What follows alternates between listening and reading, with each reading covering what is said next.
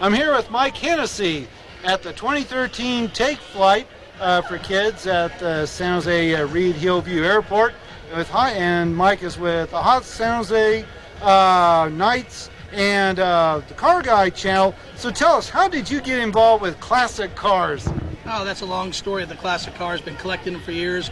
My store does auto restoration. That's what we do, is we build them and I collect them and we sell them and trade them and get involved with all the events to bring people into events like this. Being a free event makes this event work for everybody. So you had, I heard this was only 9 days that you got 100 cars rounded up?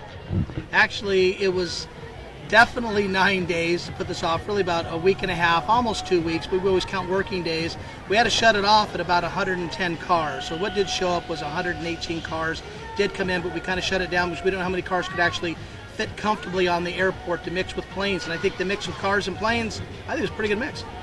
Okay, so a lot of these cars, it seems like each one has its own story. I mean, I could spend, an hour on each car, and that would only cover the surface. So you must have like a full encyclopedia in your head.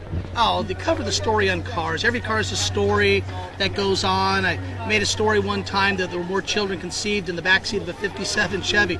So, you can kind of go on and get comments on that. And the thing I made on the show, even Jay Leno called and asked me some questions about that. But that's the whole thing about the hobby of classic and collectible cars. They bring you back to your youth. They're a lot of fun. And then let alone being the fun and bringing you back to your youth, they're a good investment, like an automobile like we're standing behind here. It's a fantastic financial investment, and you can enjoy your money and drive with it. Sometimes it's not about driving, it's about arriving. And nowadays you pull up in a car like this, it's an ooh and an ah and a very cool car, and every car has a history, especially if it's vintage. Mm-hmm. Okay, so going back to classic cars, actually here's a question. There's a car that's new, and then it becomes a junker, but how does it transition to like a classic collectible car? Well, a junker versus a classic, well, I don't think there's a junker old 1932 Rolls Royce. There's parts on the car that'd be worth something, so that's what brings the parts guys out there. Some guys like the challenge of bringing things alive and bringing it back to the way it was. Some people take the challenge no matter how damaged the car is. Metal's metal, and there's fabricators and workers. A lot of cars came that have been restored you would never think in the million years had been restored. The sad thing is that some cars were junked too early before they could get restored. So that's a very tough answer to answer.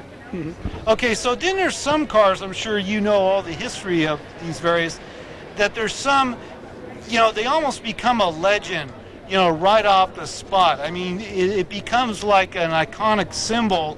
And what is it about, can you summarize what did the designers do right to just hit it off right there? Well, look at the 64.5 Mustang done with Lee Iacocca. Lee Iacocca designed that car. That car was actually designed in early 1961. It was designed. That car was designed originally with a 4-cylinder engine. It was designed to really be a 2-passenger, not a 4-passenger. And the market sets its way. So the Mustang was one of those cars that took off. Corvette was in the sports car area. It's a totally different deal in the racing, the performance end, and then they brought Shelby in. Like again, every car has a story, and every car the design, some hit, some do not. Remember the Chrysler Cordova with the Corinthian leather done with Ricardo Montalban.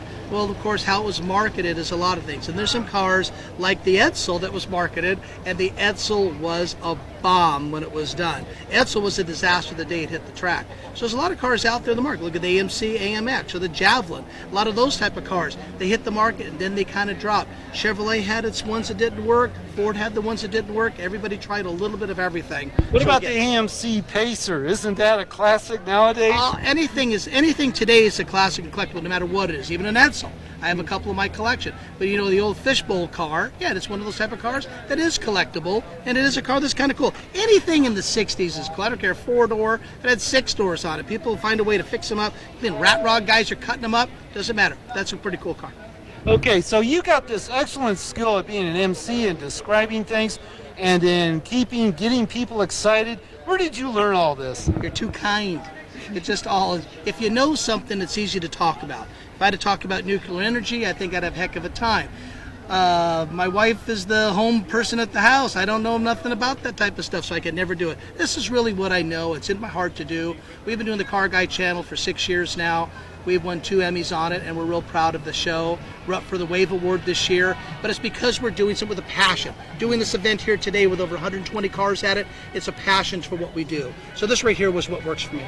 Okay, because you're really out there on the stage getting people fired up, especially when they're throwing out the shirts and the prizes shirts, and all that. slingshots, you name it. We had the robotics giving shirt because kids are here. When you give stuff, when you mix kids with this type of stuff and they see how fun or how good this is, it's a family type project to do, and it brings family together with a hobby that's really kind of neat. And bringing back, the automotive thing, I think it's pretty cool to do. That's why I want to be involved with it.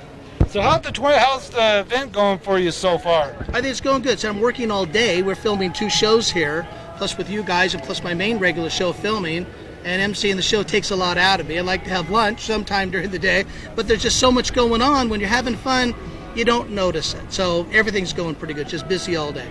Okay, here with Mike Hennessy at Take Flight for Kids at Reid Hillview Airport for 2013. And thank you. Hey, you're welcome. Stick around. A lot of stuff going on.